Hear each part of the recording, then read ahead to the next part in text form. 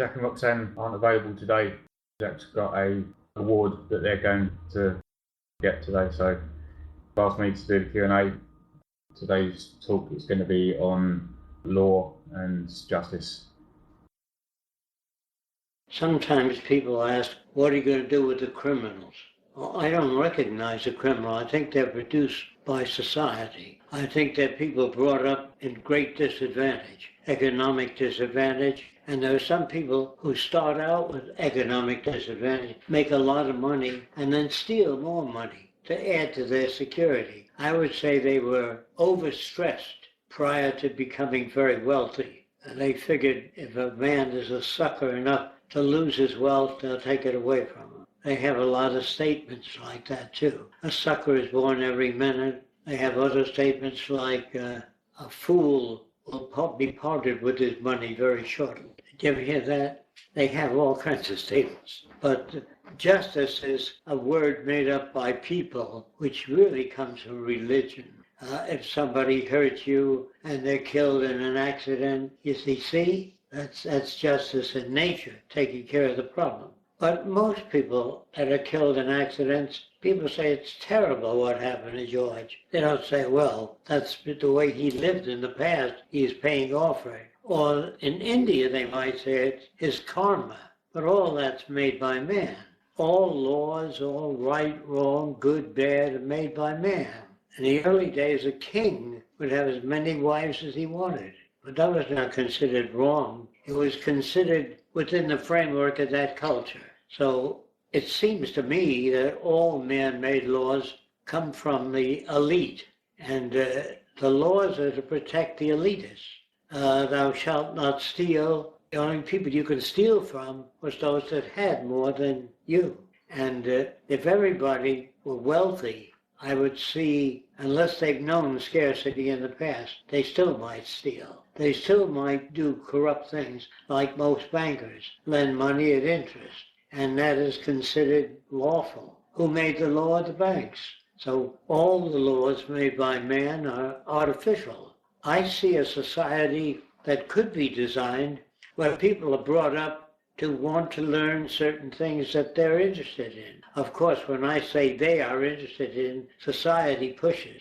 Society pushes things that would serve society as a whole rather than the individual. So I would say it would be wiser for people to learn things useful to everybody rather than just personal. There are people that sail boats that enjoy bucking the wind and moving fast, and they like the challenge. But that's a nothing challenge unless you instruct people in how to sail a boat. Just challenging, they say people need challenging things. Well, good health would be challenging, good nutrition would be challenging, but if you can run faster than another person, it might make you feel good if you're brought up in that kind of a culture. But when I meet somebody that can run faster than me, I say, fine. I have no need to want to beat them. And if a person can play a musical instrument better than I can, good. I enjoy listening to it. But I don't have to say, gosh, I wish I could play it like that. People have ambitions that are totally senseless. Like some people want to win a beauty contest, or they want to solve problems in crossword puzzles. That's a sort of a nothing thing. And I would say winning a chess game has to do with strategy about nothing. If you play chess a great deal and you practice a great deal and read books on appropriate moves, you can become a better chess player. But being a good chess player is a nothing thing. I don't see what it does for. It doesn't make a man more inventive, only better at strategy in chess. And if you build the fastest airplane, and people have air races, and they want to win. They want to win because they have a low self-sufficiency. But I would see no reason to want to race an automobile if people can cut in front of you and cut your speed up. So it isn't really testing a car unless you ran the car around the track with one person at a time, and then that person that clocked faster would be more accurate than just a bunch of cars trying to cut in front of one another. I would say that it would be socially offensive in the future. But I would say that driving a car would be socially offensive. Wanting to win would be socially offensive. I think that that is based on earlier conditioning, receiving little approval. And once you win, everybody pats you on the back. But if you die, they say it's a shame. If you're in auto races and you hit the wall and the car bursts into flames and the driver dies, that's the price you pay for adventure. I don't consider that healthy adventure any more than a team in a boat rowing to beat another team in a boat. I don't think it proves anything. I don't think it might show that if you put a motor on, just put one person in a boat, you can beat them all. But nobody's interested in sanity. They're interested in beating another fellow. And that's what prize fights are about. If you can punch a guy enough, he may become punch drunk. Punch drunk is a form of unsane behavior. I see nothing in that. I see nothing in a wrestling match. I see no reason to study self-defense if you're brought up in a sane society. Nobody's going to attack you, so you don't have to be a strategist. When he comes at you with his fist, you grab his fist and pull him over, take advantage of the motion he's in. But that would be an unsane society. You make laws like that. All kinds of societies have different laws. If you're gay in one society, that's considered an unforgivable crime. In fact, it was considered that way in most countries that accept gay marriages now. So who makes the laws, and are there need for laws? I don't think so. If you create an abundance and you give people security, I don't think you need laws.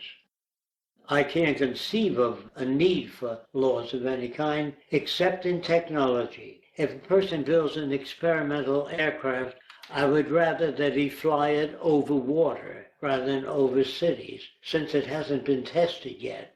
I would say things like that might exist in the future. But they're not arbitrary laws. They're designed to protect people. And if you want to build an experimental boat, you can't take a crew on it, but you might be able to operate it by radio control to see if it works. But if it flips over, the crew might drown. And boats, ocean liners or vacation liners, I should say, where people take a cruise for 3 months. The cruiser ship is built very high with a high center of gravity. It's to get as many people on as you can. Safety is not the prime factor. There's not enough lifeboats on most liners to take care of all the people. And it depends on the catastrophe. If the boat breaks in half due to the waves, there's no time to get on a lifeboat. Do you know what I mean? So I would say a lifeboat is in the monetary system where profit is the bottom line. I would say that our cruise ships are not sufficiently safe. I would say that aircraft that carries 150 passengers is the maximum that plane can carry. But if the FAA, the Federal Aviation Authority, decides how many passengers a plane can carry, if you put too much weight in the airplane, you can't take off. I remember when I was a kid, I even remember the name. The guy's name was Di Panito from Italy, who flew a Blanca aircraft. He was going to fly it across the ocean, but he filled it up with more gasoline than the plane can carry. That is, he put extra gas tanks in it. And at Floyd Bennett Field, Long Island, this is also many, many years ago, he tried to get off the ground. He kept bouncing and coming back to the ground. He was overloaded, and he hit the fence and it burst into flames, and Di Panito died.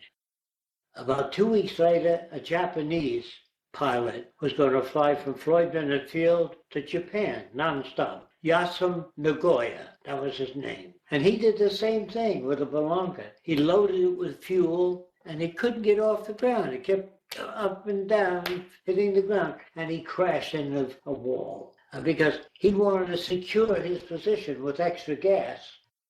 But he didn't secure the flight characteristics of his airplane. So the security in one area did not provide security that would save his life.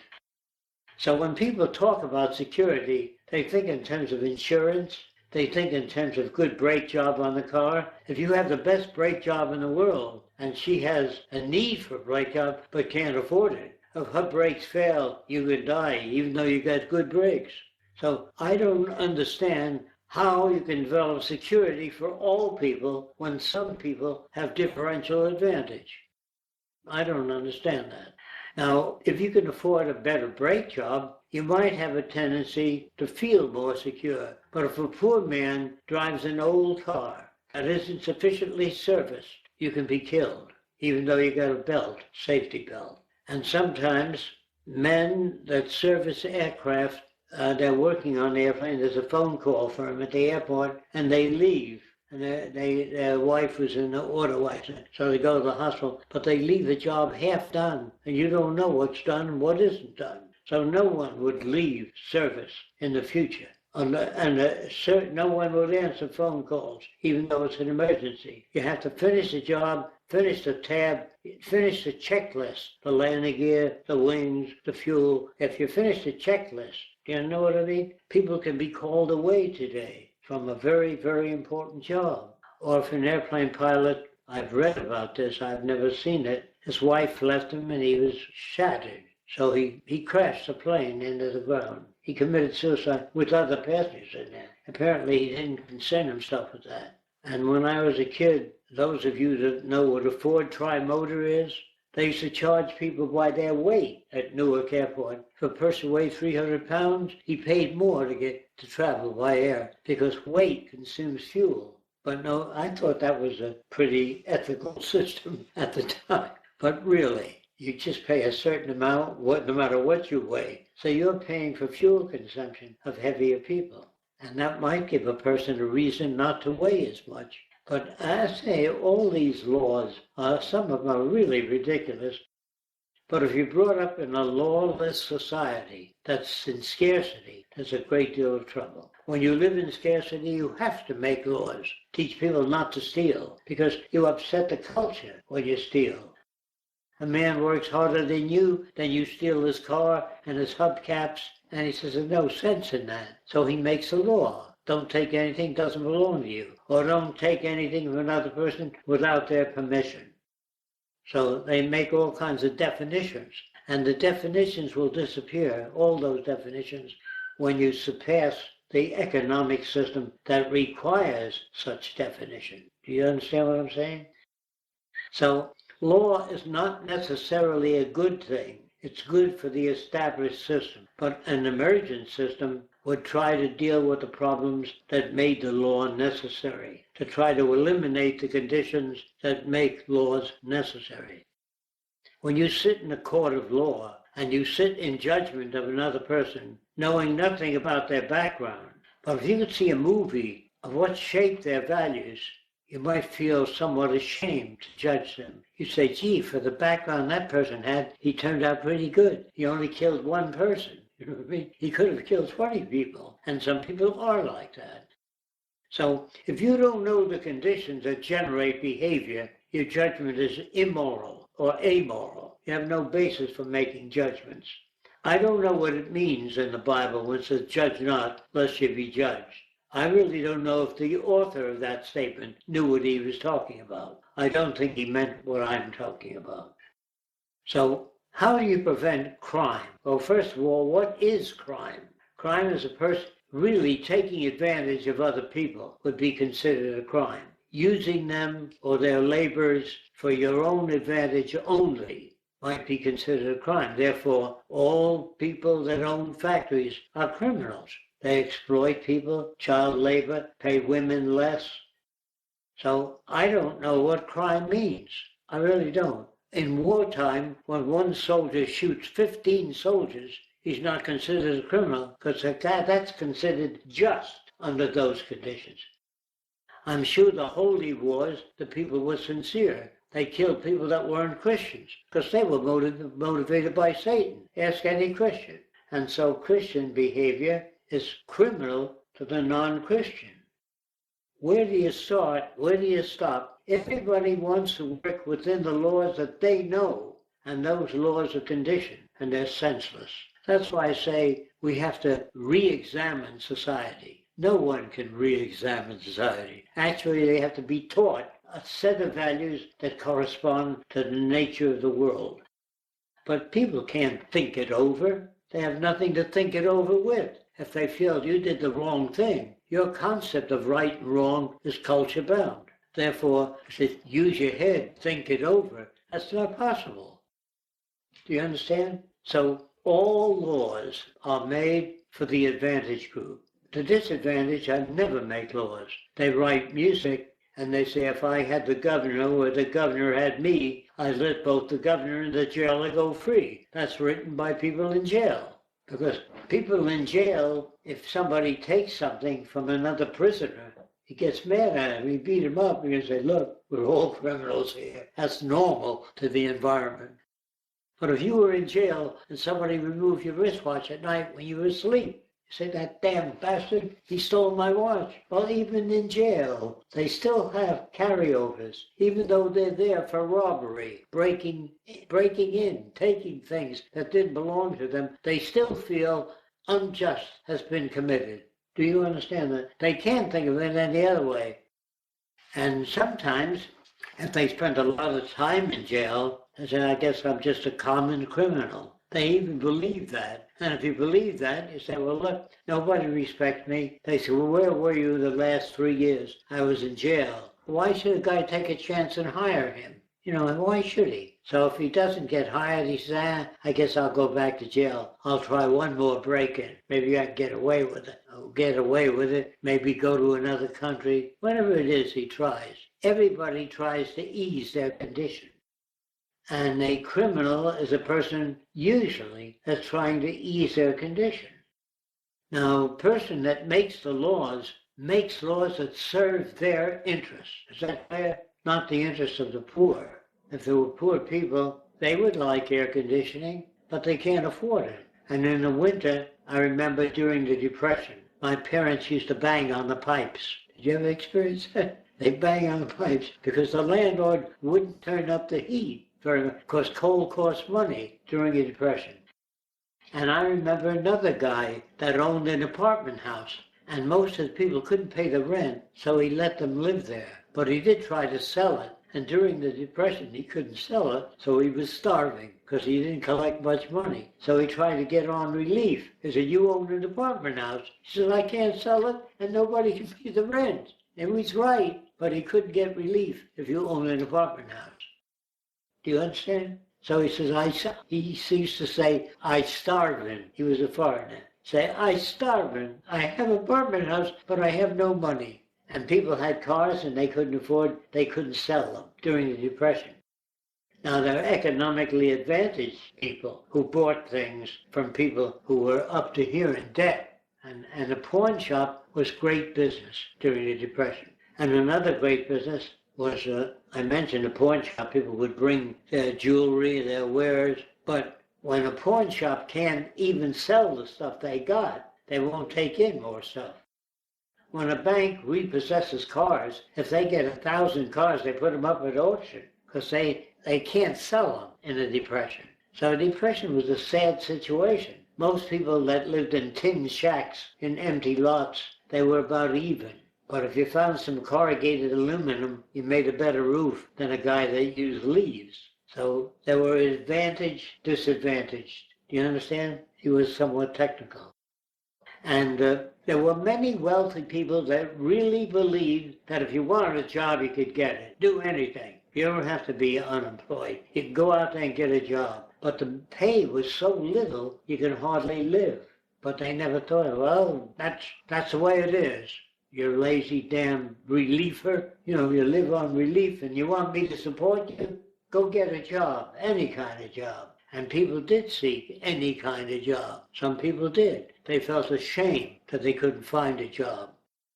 So in hitchhiking across the country, I used to knock at the door of a fairly established house. And I say, can I mow your lawn for a sandwich? But some kids used to break the window, sneak in, and take food out of the refrigerator. They didn't know that you can probably get more food that way by knocking at the door, say, can I mow your lawn, clean your windows, or do anything. I had better tools for getting through. A lot of kids were picked up for vagrancy. I don't know what it was exactly. I think you had to have $25 on your purse. And the policeman couldn't pick you up for vagrancy. Vagrancy was 30 days if you behave yourself. If you didn't behave well, you might get 60 days and a criminal record. And so when you got a criminal record, it was hard to get a job. And people picture, I guess I'm a common criminal. They had a low self-sufficiency, a low self-esteem, and in prison they say, what are you in for? You're worse than I am. You know what I mean? They had status, even in prison. And the wealthy people that were in prison were in the drug business. When they were picked up, the government could not confiscate their bank account. They had an indirect deposit. And so people used to bring them things, wristwatch, TV set, whatever they wanted. So in jail, there was special privilege. They paid off some of the police wardens in jail. They paid them off to get special treatment. They get drugs or whatever they wanted.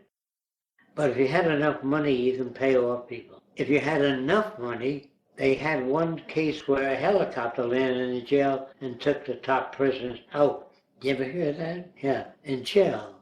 But a lot of the wardens and a lot of the guards were paid off, you understand, to permit that landing, because they'd be shot up if they didn't.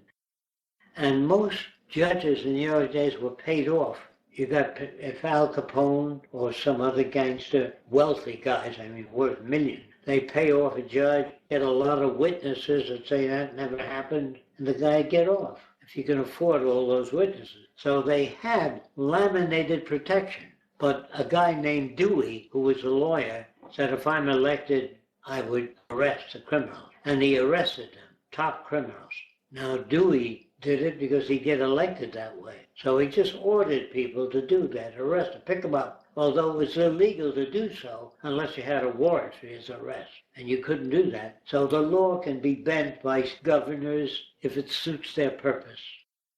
Do you understand? So I found that all the laws, in fact, many judges were paid off during the Depression. They needed money. So there were judges that were honest, but the mafia got rid of them. You know what I mean? If there were judges that you couldn't pay off, you got rid of them. Arranged an automobile accident. They didn't always shoot the guy they didn't like. They arranged accidents. It was an accident. And if some stool pigeon in your group would confess that it wasn't an accident, it was pre-planned. Before the trial came up in court, they had him knocked off, a witness. Do you understand? So he could not witness against people. So the court would say, damn it, we lost our best witness. That's to be expected in the money system. So when you use the word justice, I don't know what a person is talking about. Justice for whom? And why do you need justice? Why do people need justice? If a man rapes your daughter, he's deprived of sex. You should provide sex for him. In Mexico, they do allow wives to come to prison and satisfy their husbands. But if you don't do that, you're going to have aberrated sexual behavior, especially if a young boy is put in prison. If he doesn't conform, they fix his wagon. So the laws that prisoners make are different than the laws that non-prisoners make. Prisoners, if they don't make laws, they're hidden laws. They're not on paper. But they know what the law is. When you go into prison, if you don't submit, they make it very tough on you. Do you understand? So either you obey that unwritten law, and that's what we have today. I see no basis for any social system today that has laws. It means that there's scarcity, there's need, there's wants that are not met. There are needs that are not met, and that's what the law is. The law is an attempt to pick up those people who violate the laws made by those who can afford to make laws. Now, I would say that if a doctor gets a job in a prison and he has no compassion, he treats the sick prisoners not like he would treat paying people outside the prison. So there are many prison doctors that really don't care. There are many prison psychiatrists think they're dealing with criminals. They want to understand the criminal mind. And the criminal mind is forced by scarcity. And that would be a criminal offense. Being a psychiatrist examining the criminal mind, to me, the man would be a criminal doing that compared to some future society. So I have no compassion at all for this system. I see soldiers as killing machines because unless they say, I will not kill anybody, then they'll be discharged. To begin a dishonorable discharge in the Army. But a dishonorable discharge, to me, is better than killing people. To me, according to my laws. Well, who the hell am I? When the whole of society makes laws that's good for people, they do not respect individual laws. They cannot respect it and maintain their society. If they don't put people in prison, they have to hire more policemen. And just recently, some state, I forgot which state it was, has cut their police force in half. And sometimes a man that can't get a job, so I'll try to commit robbery, and if I'm caught, at least I'll be fed and given medical care, even though it's limited. It's better than nothing. It's better than being a street person, sleeping over a grating where heat comes up in the winter. I've seen that. And I've seen hobo camps where the hobos were very fine people, very good-natured, share what little they had, and they had nothing to share. And I remember older people sleeping on top of a freight train. And when a train went through a tunnel, sometimes they were injured and they died. And the hobos buried them, falling off the trains too. And, it was just, to me, it was just a horror movie, the Great Depression. Because I have seen so many things I never had a chance to really talk about. But I may have told you I was hitchhiking with a boy my age, around 17 in the old days. And the guy drove up in a car and said, "Would you like to make a buck?" And this kid that was with me, he said, "Yes." He said, "I want you to give my girlfriend a note. Tell her that I can't see her this weekend." That's what the note. So he gave the guy 50 cents and 50 cents when he brought back the receipt from the girlfriend. Well, the girlfriend was the cashier at the movie theater. And the note said, "If you don't give the kid all the money you've got, I got a gun aimed at your head." So she screamed. And the police came and took the kid away. The kid had no idea why he was arrested, but he had a criminal record now. Do you understand? That's why the word justice has no meaning to me. I was riding a freight train, and everybody was jumping off the freight train. I said, "What's going on?" And they said, "Railroad dicks up ahead." Railroad dicks are people that take people that riding a freight train, which is illegal, put them in jail. So I stayed on the train anyway. I stayed on, the only one. Everybody else jumped off. And the railroad dick hit me with a flashlight, shining. "What are you doing on the train?" "I'm trying to get to Key West. I have no job, and I may get a job in Key West." He said, "All right, lay low." Now that's rare, but, I don't know what would happen to me. And sometimes at a chain gang, they lease out 10 members of the chain gang to a certain farm for $30, and they work them free on the farm. To me, that's captive slavery. You understand? That used to happen a lot during the Depression. So if you understand, the Depression itself generates the condition that people make laws. So when you say, well, where do the laws come from? That's where they come from. They're laws made to protect the in-group. They're never made to protect the out-group or the minorities. When a black man says, "I've been beaten up by 3 white men," the police officer doesn't even make a record of it, most of them. They don't seek it out either. So there's no justice for many of the minorities during a depression. So I've seen so much of that condition. That's where I got the ideas that there's no such thing as justice. If I hadn't lived at that time, I would have been normal. Normal means loused up, aberrated. But the depression changed a lot of the values I was given, which I thought made sense.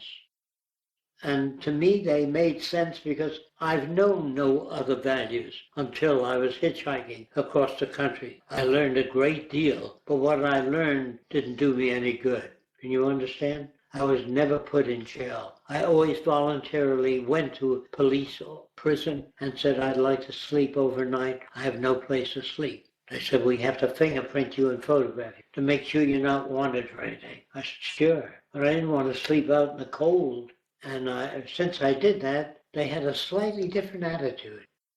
But the jail was terrible. It was a filthy toilet bowl with fecal matter all around, and the bed sheets were dirty and stained. There was a little red light.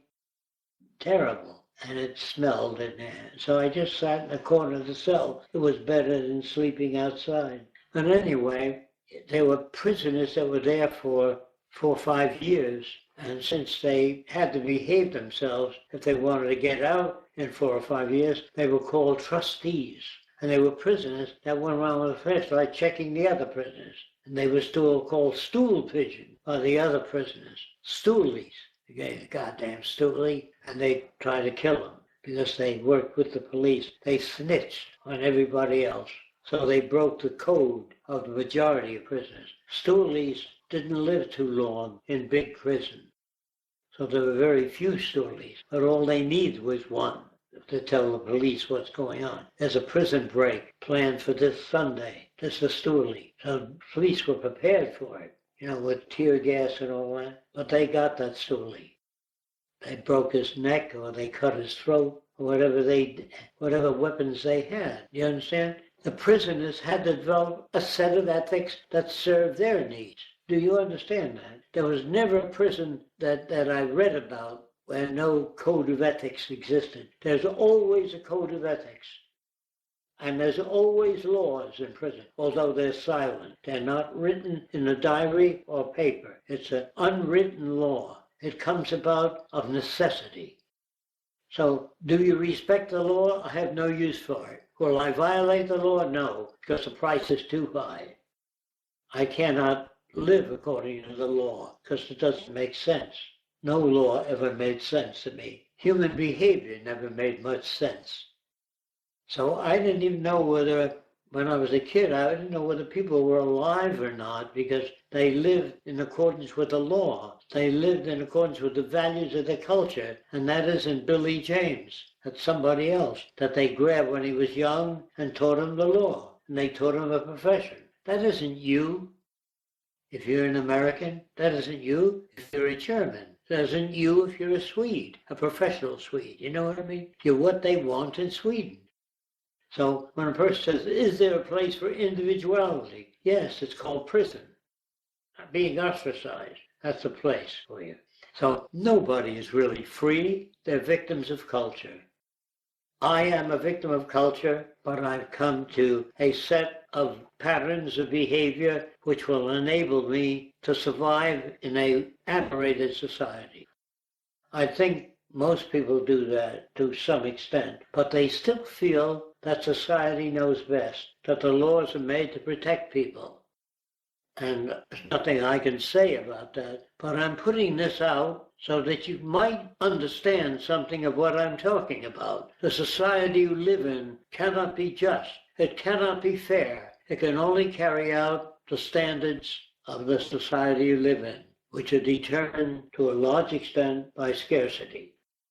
And that is the real meaning and the mechanism that shapes human behavior. A person says, no, they're only decency. Laws are made to uphold common decency. There's no such thing as common decency.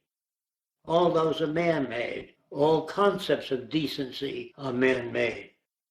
Don't take anything that doesn't belong to you from me without my permission. And when you go to work for a company, they don't ask you what you want to do. They order you to do certain things. So it seemed to me, every corporation I went to work for, whenever I punched that time clock, I entered a dictatorship, which they dictated what I do for 8 hours a day. I fill perfume bottles, or I stuff dolls, or I grind seams off dolls' legs. That's a dictatorship. Even when I left the parking lot, it said no left turn. So I didn't know what freedom meant when I went to work for that company. Because I never worked for a company that said do what you like to do, pick whatever you want to pick, and how much do you want a week? What would meet your needs? They never asked me that. They said you get $10 a week or $3 a week. It was all a dictatorship to me. But the normal people, normal means those people that were brought up as victims of culture, accepted that. They said, well, at least I got a job. To me, it was a dictatorship, but they never asked me, how many days a week would you like to work? What do you feel would be adequate for you as a decent, free American? No company ever talked that way to me. As they say, look, Shawn, you've got poor health. Why don't you take a week off? We'll give you pay anyway, because you're still a good person in our factory. Well, very few industrialists were like that, because there was always a list of people they had wanting your job, and they pick up the phone the minute you got sick and tell the next guy to come in. It's easier than paying you. But it was a small company, like a law firm. Sometimes they did give you 3 days off or a week off if you brought in a lot of money, if you were important. But no company I ever worked for asked me what I'd like to do.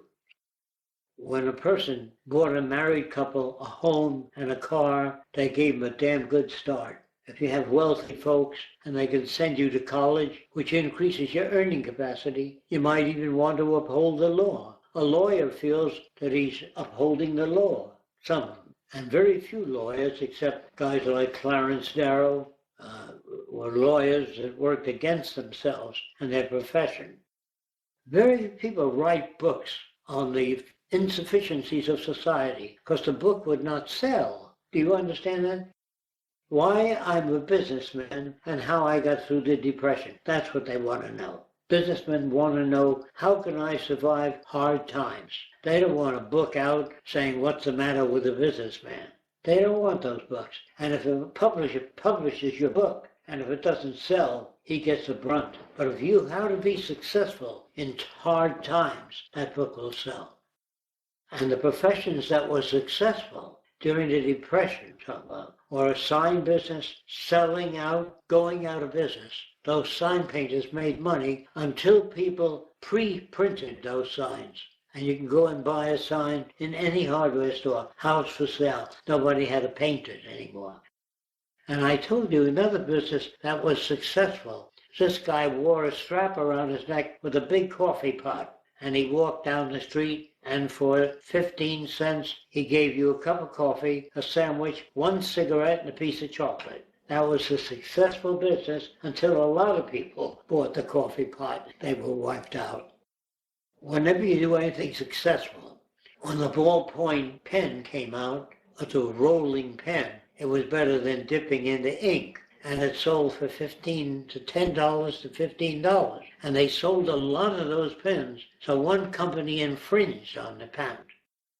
And the guy tried to sue him. While he was suing them, 10 other companies infringed. So he let go. Then 50 companies. You can't fight that sort. You don't have the money to fight them.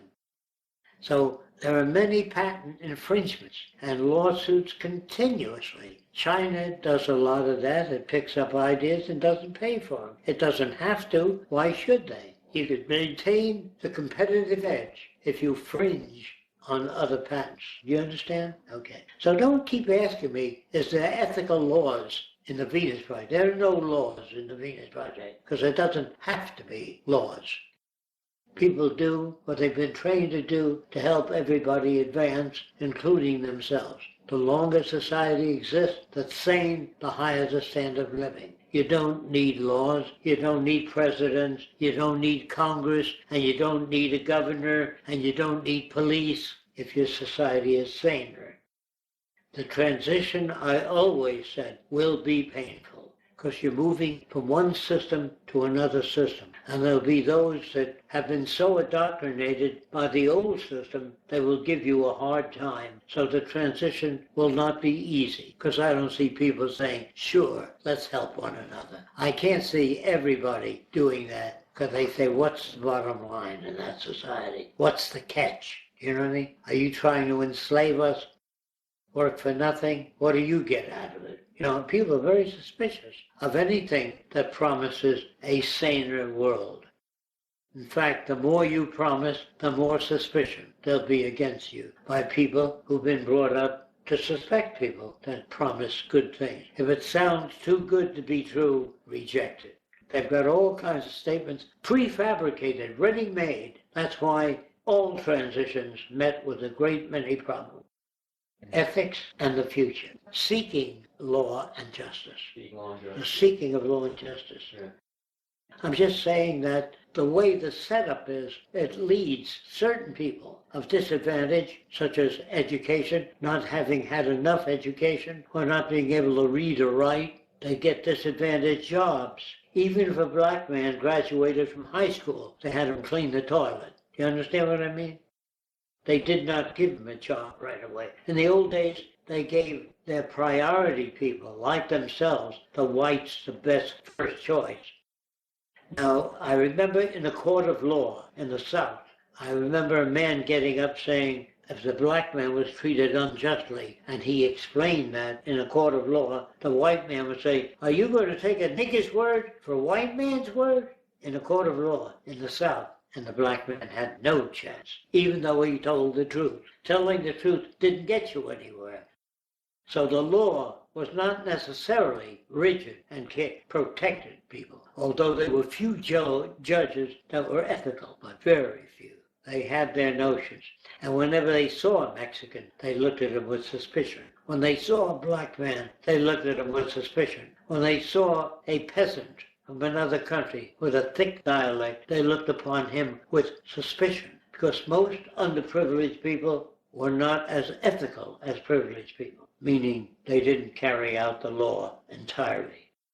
If they spoke with a dialect, they were looked upon with suspicion. They were foreigners, and damn foreigners wanted to take over this country and bring their foreign ideologies here. We don't want any foreign ideas. We got our own ideas. This is the way they talk. So I would say the Depression really exposed to a large extent the rigidity of our culture, the artificiality of our culture. My father used to carry plants on a wagon, and this guy drove up and he said, "Mr. Fresco, you need protection." And he said, "What's that?" "I want $10 a week from you, and we'll protect you." He said, "Oh, I don't need protection. Everybody likes my work." So they wrecked his wagon and broke his plants and everything else. You understand? So these guys used to go to all stores and say, "I want $5 a week from you." The guy says, "I hardly earn $7 a week." So either you pay it or we'll throw acid on your clothing. If you had a tailor shop or something like that, there were gangs on every block that went around and got their pay from a fruit stand. They said, "We'll break the legs of the fruit stand. Your fruit is going all over. We'll have guys wreck your place, or you pay us $3 a week." The smaller the gang, the newer the gang, the lower the price. But when one gang moved in on another gang's territory, then there was gang wars. If you broke things because they didn't pay you $3 a week and I charged $10 a week, the gang wars. You understand? Gang wars are not just gang wars. One gang did the same job you did for less, and they were in your territory. So you say, "I don't care where you work, don't work in my territory." Okay? So gang wars were legitimate. They had their own laws. They beat up people who didn't obey their laws. I don't know if it's too heavy or too direct. And the guy said he's rationalizing crime, you know. I know people would say that. He's very justifying crime. And they missed the whole point of the lecture. Yes, they would. But I can't afford a sunny day in May before the lecture. I'll just tell them what happened. And there are some people that commit crimes every day and never get caught. They're called a perfect crime. It's a mechanic telling a woman how much it costs to fix the car, which he knows. Very few women know enough about mechanics.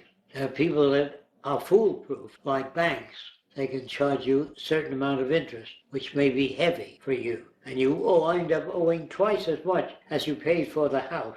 If you buy a house with a 30-year loan, they lap on all kinds of costs, which to me is criminal. The reason that religious people fight one another is because if they can convert everybody to a Lutheran, it's easier to manage. And so when a Lutheran moves into a Catholic neighborhood, they become a threat to certain standards. What about an atheist? An atheist is a threat to all standards. So atheist couldn't be hired because he's apt to be immoral, they figured, because he doesn't believe in the law. And religion is loaded with the law to protect the wealthy. That's where Hammurabi Code was invented a long time ago. It was invented so long ago that if you designed a building and it caved in, the architect had to pay with his life. And if 2 children would die, they killed 2 of his children. So the architect became very well aware of structure and how thick a beam ought to be. You know what I mean? Because the codes in the old days, when they designed bridges and a family drowned, the bridge broke, they then made standards before you designed a bridge. That's where the standards came from. That's where tests came from. Because things didn't work, it killed people. It's so much easier for psychiatrists to say, the guy's just justifying aberrant behavior. Man is evil. You know, it's so much easier to understand. It really is much easier to understand the law and to re-examine the law. I'm not asking people to do criminal things. I'm just saying that's the way it is. Okay, so that's Justice and Law by Jacques. As I said, unfortunately they're not available today to answer your questions, so myself, Shawn, and anyone else who feels that they answer their questions can have a go. We'll get started on those now. Do you want to start with the first one, Shawn? The person you are trying to talk with gets very loud and emotional. Do you just stop and try again later? Remaining calm seems to lead them to get more upset. All right, so this is just a question about like how do you approach people in different manners, and then this one is specifically about what happens when they get emotional. Right. Yeah. Okay. So what do you do when a person's talking and gets very loud and emotional? Do you stop and try again later? Basically, you've got to understand that when someone's getting emotional, it's because you're talking about something that's outside of their values or outside of their what they consider to be right and just or whatever. So yeah, I mean, you've got to try and approach people from an angle that they don't feel threatened by. So, for example, a good example Jack gives when talking to someone about religion and how science is more relevant to the world that we live in. You can't just attack someone on religion and say, well, religion's, you just believe in some guy in the sky who, looks down and judges on people and answers your prayers and stuff like this, and it's not relevant to the world we're living in. They can't understand that. They'll see that as an attack. So you need to come at them from a different angle and try and approach them from a side where values that they hold true within their religion are parallel with the values that we hold within the Venus Project.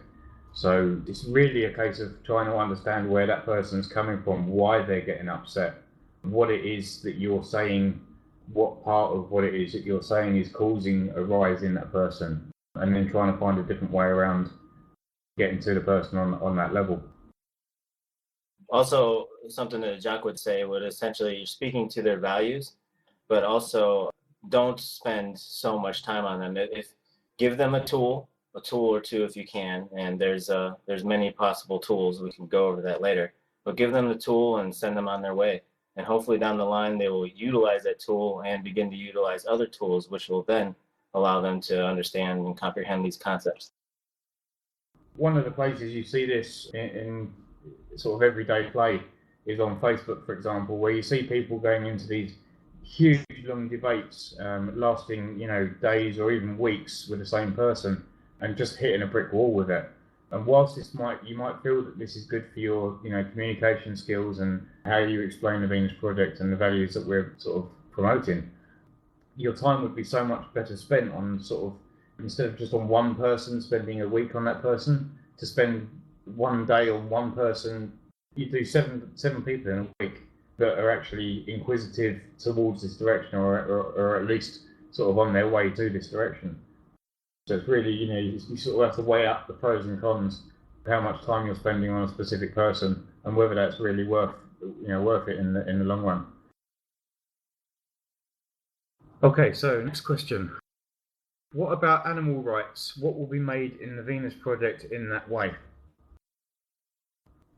Animal rights in the current system. Animals really don't have very many rights. When you actually look at the causation of what causes things like animal cruelty. Animal cruelty is caused by what we would class as aberrant values of that person. So someone kicking a dog or drowning a cat, something like that, we would consider that to be an aberrant behaviour. The problem is that no matter how many laws that you implement for the protection of animals, none of those laws actually stop the animal being hurt in the first place. What they do is they actually punish the person for the act after the act's been done. So in the Venus Project, the idea is to get people's values to a much more saner state than what we have now. Once people start to change their values to a more egalitarian, to a more caring set of values, both towards other human beings and towards animals and the environment itself, we believe that you'll see a lot less damage done by those people with the aberrant behaviour because there'll be lots less of them. So, for example, I would say, an aberrant behaviour in this system might be the chopping down of rainforests. That's something that would stop or would be greatly minimised by a change in the values of the people that don't understand the damage that we're doing in the ecology. So you've got the same situation with animals, that if you change the values of people so that the values are no longer aberrated in that sense, you won't have to make the laws to implement to look after the state and welfare of animals. I don't have much to say on this, but I do remember a Jacques response being somewhere along the lines of, when people usually ask this question, it's based on current issues with animal rights, and that is animal cruelty or using them as test subjects. And Jacques said basically, provide an alternative when we need to test a chemical or whatever that a human might be exposed to. We might actually, sometimes use animals. If you can provide an alternative, then that would be a good focus to put your work towards. What is the status of the big movie project? Is there a web page that shows full transparency of what is going on? Last I heard, there was $110K US donated, of which $100K US would be spent on a scriptwriter. Any further information that we are missing? Okay, so the current status is as what's on the website, on the main TVP website. The initial $100,000 was to be raised so that we could hire a scriptwriter to start laying out the script and to actually develop a full script that we could then take to production houses or to different studios, etc., to promote the idea of the film and to try and get funding for it. As you probably know, to get a big blockbuster movie done, normally it's the studio itself that will take on the full costs of developing the film, or the director themselves. Obviously, we don't have millions to spend on a movie, so that's probably the route that we'll have to go down. And to do that, you need a script, which has got to be written by a proper professional scriptwriter. It's not something just anyone can do. So at the moment, there's obviously a 10,000 excess, or I think it's 30,000 excess or something on there at the moment. Any money that's being put into Future by Design, which is the non-profit, is basically held in a trust, if you like, or in a non-profit's bank account, and will be used towards the movie itself. So if we can start developing up things like trailers or shorts to show studios what that would what the movie might be like, etc., that's what that kind of funding would go towards. So promotional terms and things to get this going. So that's basically it, really. Right, they're still at the stage of finding a proper scriptwriter, correct? Yes, I think they've been working with several scriptwriters to try and see if any of them are suitable. Obviously, not every writer is going to understand these ideas fully, just as not every person that you meet or talk to understands them fully. They need to make sure that they're happy with the person's understanding of the Venus Project, of the resource-based economy, and the tenets that we talk about. The person also needs to have a good vision and a good communication with Jacques as to sort of bringing his vision to life. They're trying out different scriptwriters at the moment to see if they can find the right one. So the money hasn't been spent in the sense of they haven't actually selected a definite scriptwriter at this stage. What is your opinion on the idea of a one world government, and can it prepare the grounds for transition to the global resource-based economy? Well, I can't obviously answer for Jacques on this one. I would say that the problem that you've got with one world government in this system is that it's bad enough with separate governments being corrupt. To think of them all getting together to be one massive corrupt government is just, I don't think it's going to get us anywhere. You've only got to look at things like the United Nations. It's corrupt on so many levels, it's not even funny.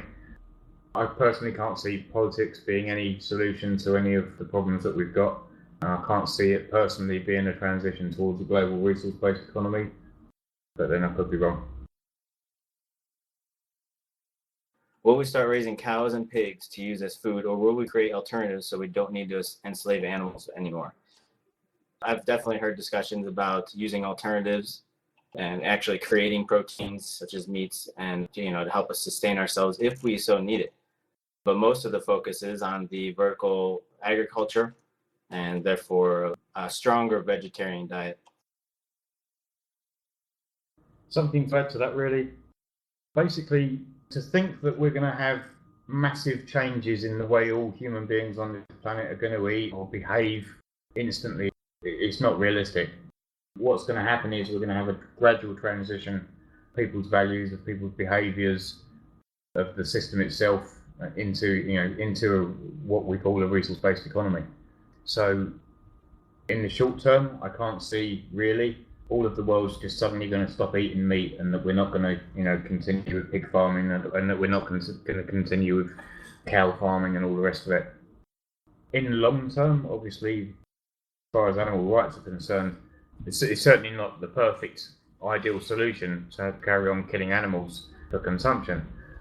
There are technologies at the moment in development, such as research going into developing lab-grown meats, which you can find on the tvpmagazine.com website. There's an article there called Lab-Grown Meat to be Served Up by Chef Heston.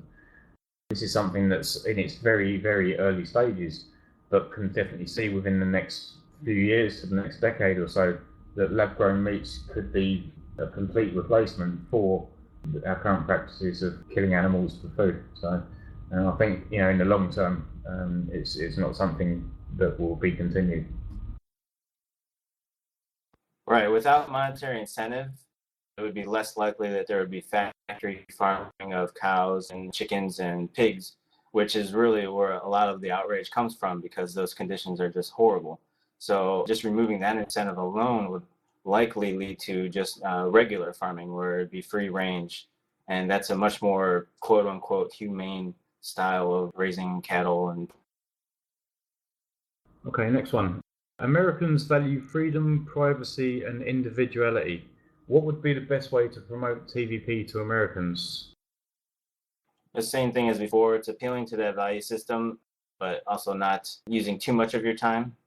In my opinion, America will likely be one of the slowest countries to come around to this type of mindset, but it's still a possibility. Absolutely, and if you take those three things, freedom, privacy, and individuality, all of those things we advocate in the Venus Project if you look at it from the right angle. So freedom to do what? Freedom to kill people? No. Freedom to enjoy your life, freedom to have access to a home, have freedom to travel the world, all of these things that we do advocate. So there's a lot of freedoms that we do talk about in the Venus Project, and they're all beneficial. Freedoms that aren't beneficial obviously wouldn't be acceptable, and is something that we would try to drive out with a value system rather than through laws. Something to bear in mind is that during the transition we would still require laws. People's values are still aberrated in most of the world. Even once you start getting some cities up and running, and you've got people living in those cities that have got a different set of values to what's currently sort of globally accepted, you're still going to get a certain level of that aberrancy showing through even in those people until they've been in their environment long enough for those values to be fully substantiated and for those behaviours to really set in. So it's a long-term thing. So things like privacy and individuality, again, the more you give people access to the things they need, the more education you give people access to, the more individual they become, the more things that they become interested in. So all those sort of things you can approach Americans with, just coming at a slightly different angle to what they're used to. Right, and a statement like "you're only as free as your purchasing power" would appeal to this type of culture. And then also what Roxanne says along the lines of a standard of living in the future and something like a resource-based economy would be better, or you would be more free and have more access than the richest person on earth today. So I think these would be really good statements to be using on this type of demographic. All right, next one. I know you talked about how all behavior is learned from the environment, and the environment is something you don't always have control over. How do you define when somebody is responsible for their actions? Well, that's a semantic piece of work, that one is, isn't it? Right, okay, responsible for their actions. again, this really comes down to the environment that you live in and the values that you hold. Is someone that steals food because they're hungry responsible for their theft? No, not at all. They've got no control over the fact that they can't have access to food, and that the only way they could get access to food would be to steal. So I think the whole idea of responsibility has to be really looked at as to what does that word even mean. Is a killer responsible for what they do? Not at all. You have to look at the background of what caused that person to become the way they were. What was it in their environment that drove them that way? I think we need to sort of move away from being responsible and towards working out what it is we need to change within the environment and how we need to support people within the environment to change those behaviours so that you don't have to deal with that responsible ethos of whether someone has done something that they shouldn't have done. Yes, can I add something to that, please? Yeah. Yeah, the idea of responsibility, you're responsible to what? You're responsible to authority, you're responsible to law. And what Andrew said, we have to focus first on education and understanding of behavior of the person, and make person to understand what drives his behavior to do that. And if it's their environment, it doesn't matter.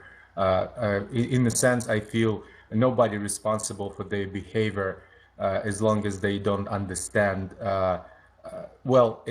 Period. But it helps if a person try to understand what drives his or her behavior at first.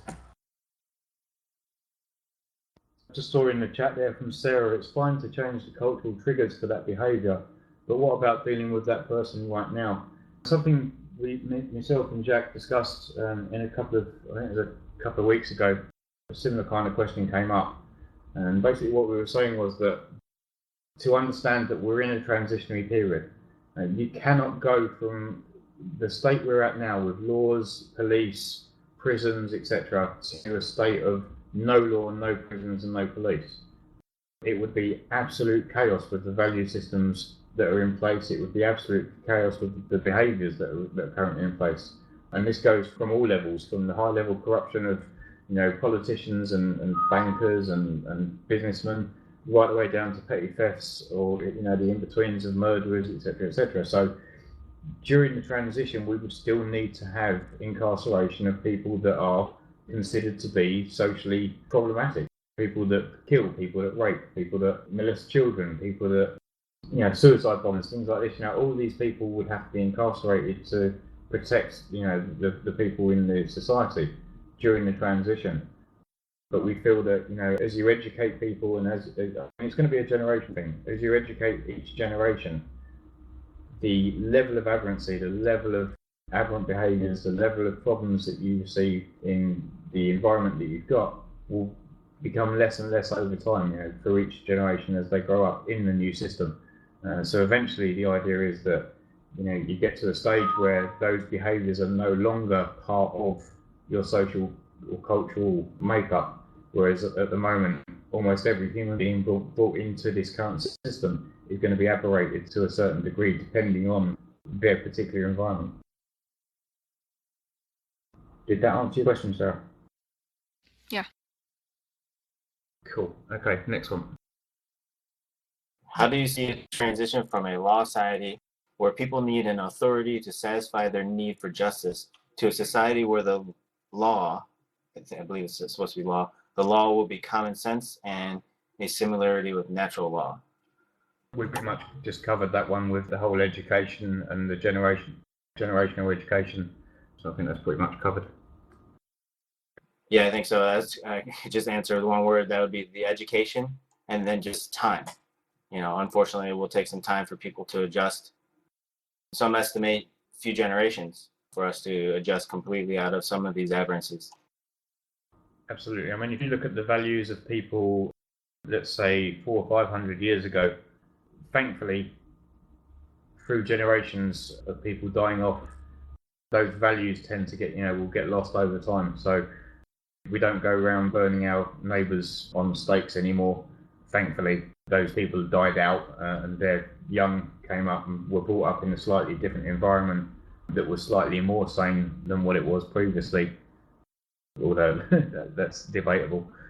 You know, and there is a natural progression over time that the old values die off with the people that die off. So I think you'll see a similar kind of thing during the transition towards a resource-based economy, that some of the older folks with their really screwed up values, as they die off, the newer generations come through with a different education, different environment, different understanding of the world they live in.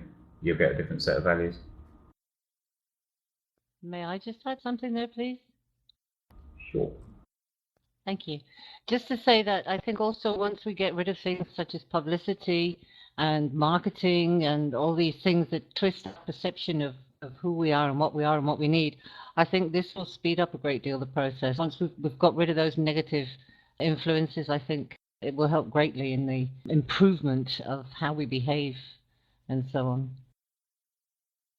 Yeah, thanks for that, Steve. Cheers.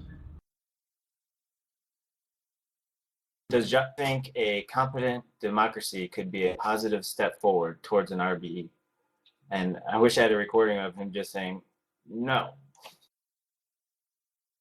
Yeah, I think that pretty much covers it. Yeah, no, that's no more need to be said. Is the need for an identity a necessity for man? Oh, It might be something that has to do with individuality.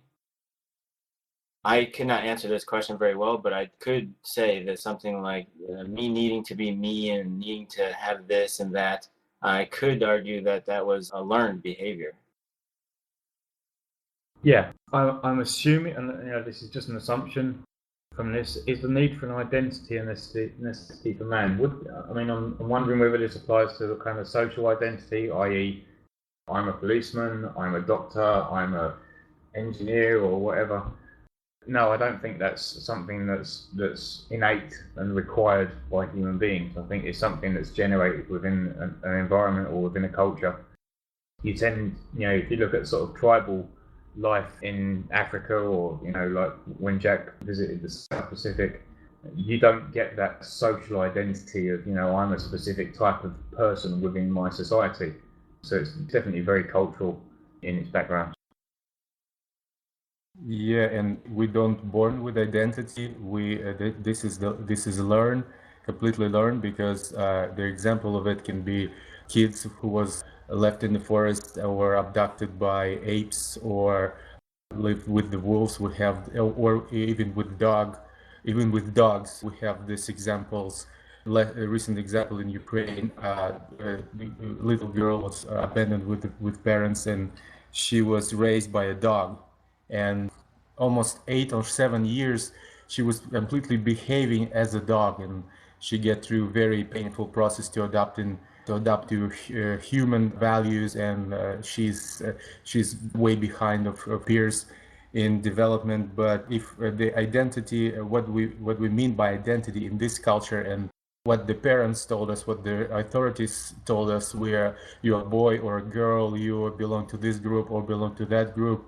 In my point of view, maybe in the future we can identify yourself with different values with the projects we do for advance of humanity in general. Absolutely, yeah, thanks. I've just put a link actually in the chat there to Oksana Malaya. That's the young girl that you were talking about, I believe. Yes, absolutely. Roxanne mentioned in a lecture that you listen to tapes in the car and never stop learning. What are you listening to at the moment? Obviously, we can't answer this because they're not here, but make sure to add this back to next week. But essentially, their daily routine is to wake up, begin working. Jacques still reads. He watches news. He reads books constantly. He's constantly still thinking and drawing. Roxanne wakes up and answers emails, answers phone, works on the movie. He's doing that day and night. So it's nothing but learn or work. That's kind of the whole point with what she was covering with that. But you could ask her specifically next week, maybe. I've read that Jack loves his bran muffins. Please can you tell us the recipe. So the same thing next after that one, or just email them. meadows@thevenusproject.com. All right, I haven't found a proper answer to this question. Can you help me, please? How do we determine in the Venus Project what percentage of our resources will be allocated towards making musical instruments, for example, instead of researching cures for illness? We have to do the first steps first, and the first steps is to accurately measure what we have, and then accurately, I don't know if the word distribute is correct for it, but take care of the base needs of everybody on Earth. And that's food, housing, shelter, safety, education, and air. After that, obviously, the intent is for there to be leftover resources, and that will then be used for these extras. Yeah, absolutely. I mean, the distribution of resources will be based on a priority system that will be based on the values that we advocate within the Venus Project. So like Shawn said, it would be based on covering for the needs of people first and then for the wants of people. It's an aberrancy of your values if you feel that resources should be spent on your own private ship that you want built rather than those resources that are needed to be used for a hospital to heal the sick. So it really comes down to what values do we agree on? Do we agree on the fact that people need, their basic needs met? And if so, that's the priority for where our resources get spent. It really is as simple as that. What is a good way to communicate to a sports fan that watching and supporting competitive sports is a waste of time and detrimental to them? You have to let them know that something exists outside of TV. Well, the thing is, you're not going to be able to reason with them. You can't say to someone who enjoys football that it's a nothing thing. I know Jack does, but you can't say to them it's a nothing thing. You won't need it in the future. Blah, blah, blah. People cannot accept that. That's not where they're coming from. They've either been brought up with football or they've been brought up in competitive sports, whatever they are, etc. And that's within their values. That's something that they feel is important to their value set. So again, you've got to sort of wean people off this and replace it with something. It's like trying to take away religion from someone and not replacing, not giving them anything back to replace it with. It just doesn't work. So we can't get rid of these faults. You can't just say, well, that's it. We're going to ban them in the future, and therefore you can't do them. You'll just create animosity and hatred towards, the people doing that. What you can do is start to implement systems, games, etc., from an early age that teach cooperation and the benefits of cooperation over competition. It's only through time and education that people will start to see the benefits of cooperating far outweigh any competition-based ideas or based sports or based, work or anything else. I think that pretty much covers it. Generally, if you're speaking about things that are seemingly attacking of somebody's value system, a one-on-one situation, you're going to get a direct response and this person is going to feel it directly. But if you must cover these subjects, it's better to do it in groups or lectures of much larger groups. And the individuals that might perceive this as an attack to them will kind of spread this attack out amongst the crowd and not take direct offense. So you can, in a sense, you can get away with saying something like sports are irrelevant or covering the aspects of why it is better in speaking to a large crowd that you might be. Then the results will be better in a large crowd than it would be on a one-to-one individual basis. Unless they're all from the same team. Next one, what help does Jacques need to come to UN Rio 20 conference, the future we want, to present the Venus Project vision and solutions to the world through UN tools and channels? I don't have any specific information on this, but generally when and if you want them to come, you need to first have communications with them directly and then begin to administrate and manage how this goes about. And that means contacting whatever the venue is, making sure the proper people are managing things. And then actually, they do need funding to come to places. For plane tickets, they have to fly a special class for Jacques to have his feet up. So anyway, it's a lot of direct communication with Roxanne if you're going to be attempting to manage them coming somewhere. I'd just like to add to that actually, something we quite often get is that people Would love Jack and Roxanne to go over there and to their countries and do lectures, etc., which is, it's great. We really look forward to doing stuff like that, but at cost only. So in other words, we'll cover your hotel and your flight, but that's it. Unfortunately, we do live in a monetary system. I can't afford to go somewhere and just have my flights and hotel covers cost. I've still got to pay bills back in the UK no matter where I am. Also, I'd have to take time off work and thus lose my wages. So similar thing with Jack and Roxanne, that they'd need to be paid a fee on top of covering the expenses for whatever event it is that you're wanting them to do. So just bear that in mind before sort of contacting them about it. I believe I've heard Roxanne actually say he can fly business class, but as time goes by, he just turned 96. I think the overall schema of him flying becomes less likely. So anyway, short answer to that question is to contact Roxanne directly if you have a strong plan and you're willing to put a lot of work into getting that arranged. Why are crosswords a nothing thing? I enjoy them and consider they improve my mental agility and vocabulary. Yeah, sure. It's not a competition. It's something to improve the person that does them. Will there be ideas like entertainment in the future of TVP if everyone is satisfied with work and there is no need for leisure time because of self-fulfillment being realised during work? Would people ever look to sports or video games for downtime? And would the lack of need wipe out the industry entirely?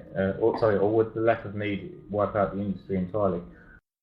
I think the type of entertainment will be very different in the future. When you think of entertainment in this system, generally it's either going out and getting drunk or being indoors, playing games or watching television, etc. And the problem is that most of those things include aberrant values or the teaching of aberrant values within their programming, hence why they're called programming. I think entertainment will be very different in the Venus Project in the sense of any soaps, etc. on television would be aimed at reinforcing the positive values that you'd want to see in such a culture. So rather than seeing, things like Hollyoaks where people are either constantly fighting, shouting at each other, killing each other, etc., etc., I think the programs will be very, very different in a resource-based economy. As far as things like entertainment, as in outside entertainment, I think the avenues for having more entertainment would be much increased to what they are now. Bear in mind, you'd have the ability to travel anywhere in the world at any time without any restriction. You'd have access to any resources that you needed for leisure time. So things, for example, if you liked, scuba diving, you wouldn't have to pay to go on holiday and spend a week scuba diving or whatever and pay for all the gear and pay for the actual dives, etc. All of those things would be freely available to you. So I think the level of entertainment will be raised many times to what it is at the moment as far as your enjoyability of it.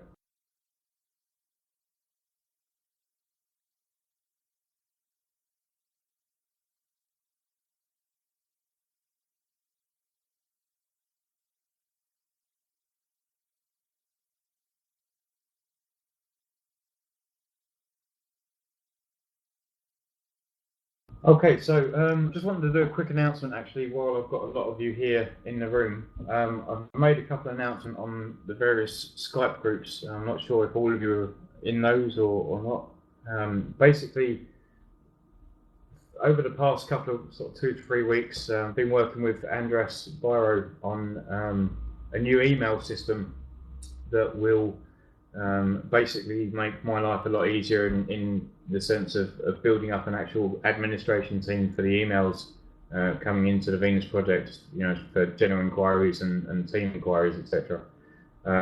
We are looking at building up 4 administration teams that consisting of, you'll have the global administration team, which currently is just me and Sven.